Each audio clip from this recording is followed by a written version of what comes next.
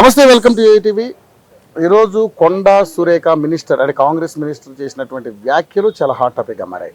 అంటే ఎన్కన్వెన్షన్కి సంబంధించి ఆవిడ చేసినటువంటి వ్యాఖ్యలు ఇటు అక్కినేని ఫ్యామిలీలో ఇటు మొత్తం రాష్ట్రంలోనే ఒక కలకలం రేపే విధంగా ఉన్నాయి. అది చాలా అబ్యూజ్డ్గా ఉన్నాయని చెప్పేసి చాలామంది మహిళా సంఘాలు కూడా మాట్లాడుతున్నారు. ఈరోజు బీఆర్ఎస్ పార్టీ నుంచి హేమ గారు కార్పొరేటర్ ఆవిడ మనతో పాటు ఉన్నారు. ఇప్పుడు బంజారా హిల్స్ పిఎస్లో వాళ్ళు కంప్లైంట్ చేయడానికి వచ్చారు, కంప్లైంట్ కూడా చేశారు కొండా సురేఖ మీద.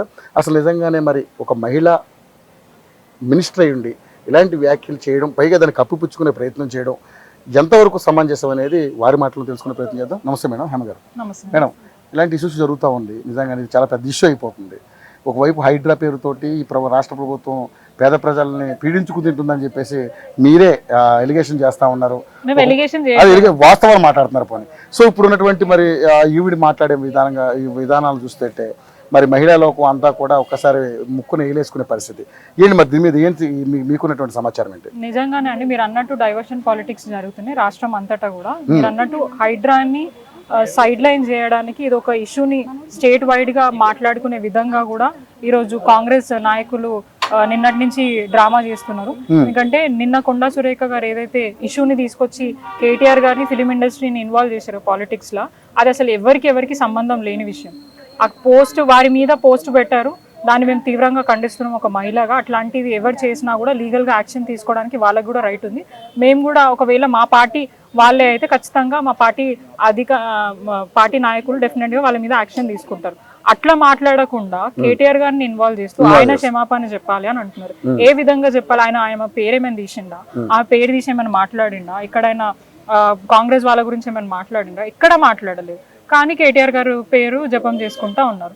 దాంతో పాటు ఫ్రస్ట్రేషన్ లోకి వచ్చి ఇమీడియట్ గా పొద్దున్నాక ఒక మాట్లాడినరు వాళ్ళు. అంటే కేవలం ఆ పోస్ట్ పట్టుకొని మమ్మల్ని ఇంత ఇబ్బంది పెట్టిన అంత ఇబ్బంది పెట్టిన అని చెప్పేసి ఆమె మీడియా ముఖంగా మాట్లాడి మళ్ళీ సాయంత్రం కాగానే ఫ్రస్ట్రేషన్ లో అంటే ఎవరు డైరెక్షన్స్ ఇచ్చారో వాళ్ళకి పార్టీ నుంచి వాళ్ళ సీఎం రేవంత్ రెడ్డి గారు ఏమైనా డైరెక్షన్స్ ఇచ్చినట్టున్నారు. 100% ఆయన ఆదేశాల మీదకే జరిగినాయి అనుకుంటున్నాం. ఎందుకంటే ఎవ్రీ టైం ఆయన కూడా కేటీఆర్ గారు పేరు తీసినప్పుడల్లా వీళ్ళ పేరు తీస్తాడు. ఫోన్ టాపిక్ అంటారు, డ్రగ్స్ అంటారు, సమంత అంటారు, రకుల్ ప్రీత్ అంటారు. సో వారు నేర్పించిన విద్యనే వీళ్ళు కూడా ఇంప్లిమెంట్ చేస్తున్నారు.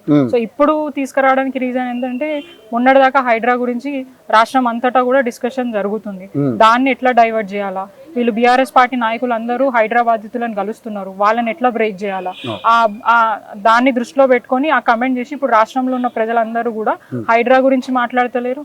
ఇప్పుడు నవరాత్రులు బతుకమ్మ టైం, ఆ బతుకమ్మను కూడా ఎంజాయ్ చేయలేకపోతున్నారు. ఆమె చేసిన కమెంట్స్ ఏవైతే ఉన్నాయో రాష్ట్ర వ్యాప్తంగా ప్రతి ఒక్క మహిళ అట్లా ఒక ఉమెన్ మినిస్టర్ గా ఉండి ఆమె గురించి ఇట్లా మాట్లాడినందుకు బాధపడుతూ ఇంకొక మహిళ పర్సనల్ లైఫ్ ని తీసుకొచ్చి మీడియా ముఖంగా మాట్లాడడం అనేది నిజంగా సిగ్గుచేటు.